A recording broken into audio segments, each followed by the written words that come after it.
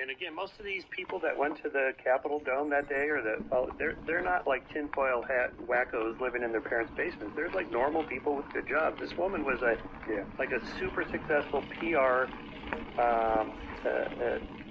entrepreneur. She had her own PR company, and attractive, married, kids, living the good life, from Texas. But she said her life was actually pretty boring compared to what QAnon offered. Like, oh my God, we have this, incredible thing going on, and I'm going to give all this stuff up I'm doing, which is kind of daily life, even though it's quite successful, to get in on this. And it got really deep inside the QAnon story, which overlaps with the stories of COVID-19 conspiracy. So I was reading, or not reading, sorry, I was listening to this podcast about this on Michael Shermer podcast, Skeptic magazine. And the guy's name is Jonathan Gottschall. The Story Paradox, How Our Love of Storytelling Builds Societies and Tears Them Down. And I highly recommend this conversation, and there's no way I'm not gonna read that book. It sounds fascinating, and I think about it all the time, how stories impact our lives. Whether they're simple stories, jokes, autobiographical narratives with a sweeping arc, or TV shows like Sopranos and The Godfather, movies, rom-coms, the Bible, the Bhagavad Gita, the Quran, or whatever, right? And once you have the framework of a story, you can build all kinds of things around it, right? Whether you're talking about Nazi Germany or QAnon. And it's so powerful, And basically our brains fall into what did he call it? It was a story transportation thing. So it's not really the suspension of disbelief, really. We're not sitting down saying, okay, I'm going to pretend like I can believe this story while I watch this episode of Ozark. You don't sit down and do that. You just turn it on and you just fall into the story and you just get lost in it, And of course you're believing it while it's going on. So depending on how you treat a story like Jesus Christ's resurrection, it could be either metaphorical, mythological, or it could be literal fact, And it depends on how you treat the story, what things in your life the story hinges on, and so on. It's really an interesting conversation, something that I'm constantly having in my mind. I get comments, or I talk to friends, and they're talking about, well, life is brutish and short, kind of Hobbesian type of thing where, dude, it's violence, man. There's billions of people on the planet, man. It's inevitable that there's going to be a die-off, or that they are going to kill us somehow. The world can't support X number of people. That's why I refer to people to Vaclav Smil, because he talks about energy. It's dry stuff, statistics, but from history, oxen power to mule power to horsepower to coal power to steam engines to natural gas and fossil fuels of all sorts and so on. Energy is everything, right? So, yeah, maybe we think, we can only support, there's a tipping point, and people have different perspectives on it. Sam Harris is kind of progressive in his thinking, so it's like, well, the technology and the billionaires and all the good stuff's just going to keep inching forward and solve all our problems. And maybe that's true, but then you have the risk analysis people, existential risk people who are saying, yeah, if we just luck out with the nuclear bombs, and if we just luck out with taking tons of carbon out of the atmosphere, the bottom line, we're in uncharted territory no matter what stories we have, and we've always been in uncharted territory. You can imagine what it was like hundreds of years ago when you had to walk to church and it took you 3 hours to get there and 3 hours to get back, right? So, and you couldn't read. So when you went to church, you were just listening to some priest with his back turned towards you, talking to an image of Jesus Christ on the cross in Latin. You probably didn't speak Latin either. So it's the whole mystery, and then how is the story told and disseminated into the culture and so on and so forth. And they made a point that people who believe in QAnon, they believe they're heroes. They're on a heroic mission. They know the truth, and the rest of us are just kind of in some blue or red pill fantasy world, and we just don't get it, you know. Well, what are the answers? You know, what kind of stories can we spin to come up with answers or solutions? Not answers, but solutions, processes, systems, structures that allow us to continue to have this amazing life that we have. If you were born in a wealthy country like I was, and not in some place at the time of my birth that was in starvation or war, like let's say the Korean War or whatever, then we're so damn lucky. I mean, and we take all this for granted, right? The energy, the gas, the oil, all the plastics, all the compounds, the chemical fertilizers, the chemicals that we need to, as insecticides and herbicides and so on, so that we can grow lots and lots of food to feed billions and billions of people. I'm sure there are ways, for sure, engineering, science, technology can find ways where we can continue to evolve and progress, and things can just get better and better for more and more and more people around the world. But as long as we stay in these old-fashioned fire and brimstone stories, for lack of a better term, then we're going to be thinking in our heads, we're going to be telling ourselves stories that, you know, it's got to end, people have to die, they have to kill us, or we have to kill each other, we need a war, whatever it is. I mean, people, they don't really realize, I don't think, what violence is like. You know, even if you read some popular historians' books, Neil Ferguson, whatever, about World War II or something, and you see that there were years, at least 10 years, before World War II broke out in 38, let's say, or 39 or 40, depending on, you know, who the Nazis were attacking at the time, or the Japanese or whatever. But people were killing each other in kind of tribal warfare all over Eastern Europe and parts of the Soviet Union and the Balkans. And you look at China, Manchuria, all this stuff. I mean, there was just incredible. Nowadays we have words like othering, you know, the other person, that guy over there, they're not like us, we got to kill them before they kill us type of mentality. That's not going to get us anywhere. And if you haven't experienced that kind of fear and horror and violence, you don't want to experience it. And don't think you're going to get lucky. My friend, a good friend of mine, sent me a picture of a bunch of, you know, combat books, you know, 100 ways to, you know, tactical kind of defense books and so on. And it was kind of a joke. He was teasing me. But, I mean, think about home defense. The last place you want to be when the shit hits the fan is at home, because if you don't have an army to protect it, you're going down if somebody wants your stuff.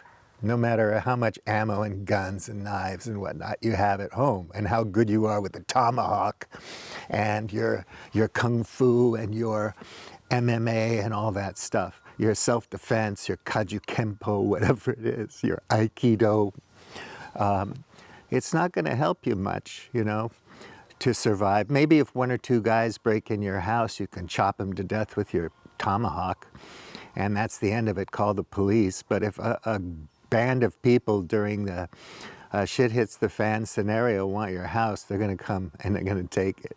Unless it's a fortress guarded by an army. So who does the army side with in a civil war in the United States? No, no, no, no, no. It's going to be this stochastic terrorism, random violence all over the place, little pockets of things blowing up and blowing out. And it's just going to keep smoldering for a long, long time before it breaks into some horrific war. If you want to play war games, then just pay attention to the Ukraine-Russia thing. That's interesting as hell. You can take your board game out, you know, calculate your resources, how much oil and gas you have, how many tanks you have, how many soldiers and all that stuff, and you can game it out, you know, game theory. Good old McMahon, or what was he, the guy in Vietnam, the game theory guy during the Vietnam War. And you can say, whoa, that's going to be a shitstorm. That's not going to be nice. A lot of people are going to suffer, even if it only lasted 2 months and Ukraine capitulated to the Kremlin and said, we'll do things your way. And you can have a federation of Ukraine and you can run us. You know, Kiev's gone, it's finished. No more nation state per se. The risk of nuclear war, you know, some Dr. Strangelove kind of thing where, you know, some goofball or even Joe, because of his diminished capacity, and some other goofballs in the government made a few errors, you know, and somebody launched a missile, a nuke. Oh, God. But I hope nothing like that ever happens. And I hope that we would be wise enough, smart enough, curious enough, committed enough, hopeful enough, loving enough to, like, how do we stop the shit from hitting the fan? Isn't that the point? How do we keep everything from blowing up? If you had a farm or a family or a car, if you have anything, don't you want to maintain it? Keep it in good working order? When you go to work, do you want to have nice relationships, or does it have to be adversarial all the time? Highly competitive, you know, I'm going to get revenge over that guy. Basically psychopathic or sociopathic, or the quadrant of whatever, you know, narcissistic and so on and so forth. Is that the way you want to live? Is that the kind of stress you want? Really, think it through. I think it'd be better if we made sense of the world in a better way, and we understood how things really work. But we all seem to think we do. It's overpopulation, or it's this or that. We point a finger at one thing, we say, this is the solution. Jesus comes back, we have the tribulation, we fight the Antichrist, and we all go to heaven. That's it. You know, or they mentioned a YouTuber, Michael Shermer, who was saying, once you understand this truth, you will be empowered and free, because the secret I'm going to tell you today will change your life forever, give you the sovereignty and the agency to do whatever you want without having to practically lift a finger. You know, it's funny that these people have secrets that they've figured out, and it only costs you $999 or whatever to get access to it. You'd think if I want to burn subcutaneous fat, I could do some Googling and talk to a couple doctors and nutritionists and exercise people and figure out, you know, how to optimize my own personal weight loss. And obviously it is personalized. It's not that I'm a white, weird American and I lose weight this way and somebody in Tonga loses weight different way. Yeah, there are genetic differences. It has nothing to do with race. It has to do with who you are, your lifestyle, your genes, all of these complex things, and we don't know how any of it works, but we think we do. Because in the internet and the World Wide Web and all these forums and whatnot, we have stories, and they're good narratives, and they seem to have all the answers, and they're really, some of them really gel with us, you know. They just feel right, you know, or it feels so wrong that I have to get involved and do something. Vaclav Smil, we're not going to be off fossil fuels anytime soon. Even if the whole wide world could just one day just wake up in the morning and say, oh, let's all do this. You know, Putin calls Joe, and Joe calls she, and she calls everybody else in the world. And they all say, okay, we're going to do this, that, and the other thing. We're going to put together an international group of people like a space agency type thing. And we're going to figure out what the solutions are. Then we're going to implement them across the board. We're going to make sure nobody is too lacking, you know, food, water, shelter, blah, blah, blah. Maybe an education would be good too. And then the rest of it, you can go off and become billionaires and win the lottery, because you know you will. But it's not going to happen. Everything we take for granted is given us by petrochemicals all the way down, baby. And until we figure out a way to have a consumer society that we have now, with freedom in Los Angeles, California, you know, forget the rest of the world, it doesn't matter. It's only Americans that matter. But until we can figure out a solution to that, we're not going to be able to go to the big box stores and order stuff from Amazon and fly around at a whim just to go have an experience to put on our Instagram, you know, or a photo to put up on Facebook, or a TikTok video somewhere that's really funny and entertaining. We're not going to be able to do all that stuff at the drop of a hat, you know, just eat convenient fast food all the time. You know, we might not be all addicts or addicted to this or that. You'd have to decide if you were addicted to porn or addicted to love or addicted to cocaine or whatever. But we are learning behaviors that can burn out our brain chemistry and put us into narratives that at the end of the day are not very good for us.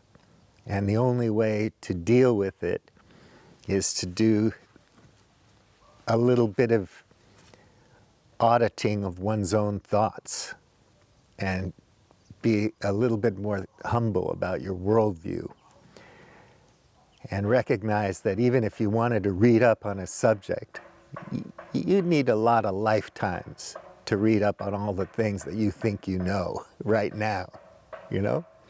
It's just not going to happen.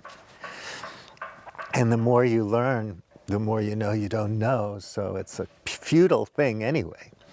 So why don't we get a narrative going that says there are ways that we can preserve the peace and order and the rule of law and feed people and educate people without breaking the bank, without screwing up somebody's tribe, you know? I'm so tired of people who seem to think that, for me, yes, I want those things, but not for those guys. No, not for them. That's where I have a problem, because we're the real people, you know, the real tribe, and the tribe that matters, and everybody else sucks. We can find where Western civilization works because we can look around the world and see it working. And we can find where it falls down. And we can learn from each other. That's a fact. I don't care if there's 20 billion people on the planet, or the carrying capacity of Earth has been exceeded by 20,000 Earths. I could care less. You can learn something from other people. And those things can be really helpful and fun also. Like, well, I didn't know what Thai food tasted like, but I had a little bit of it, and if it wasn't too spicy, I kind of liked it. Raw fish? Wow. When I was a kid, sushi was just starting to get popular. But I went to Japan the first time when I was 7 years old.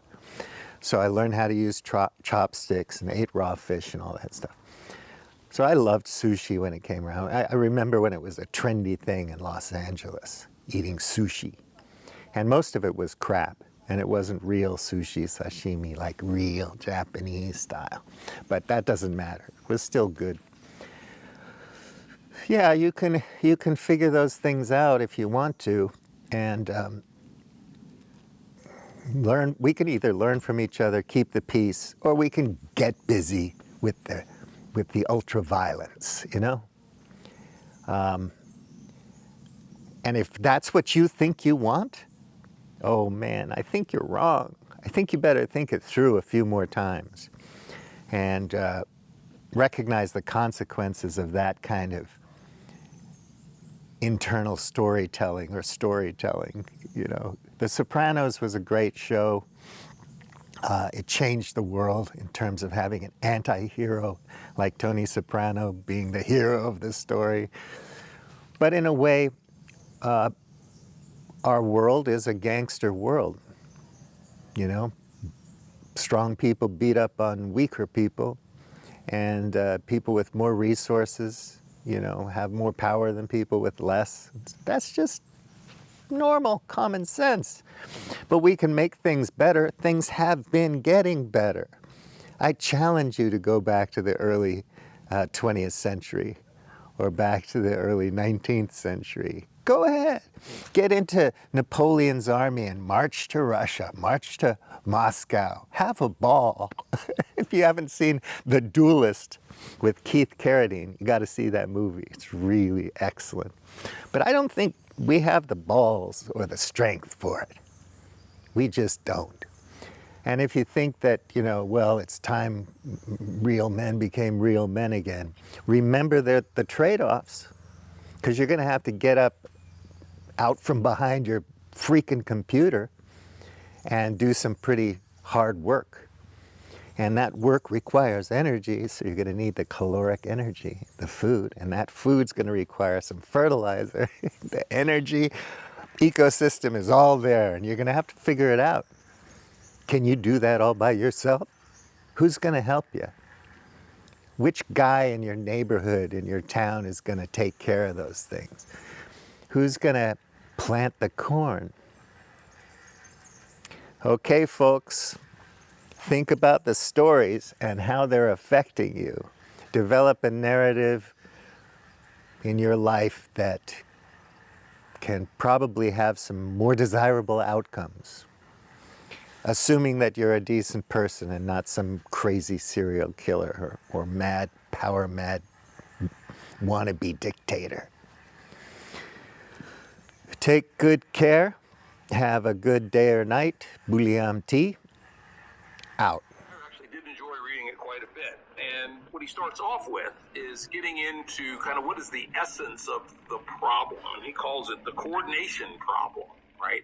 Which is, how do you get people to do things, particularly, and this seems to be his hobby horse, is when our natural instincts or self-interest or psychology would want us to do things only when other people would also commit to do things. I'm on the road again. Why do you think that is a particularly important class of cooperation?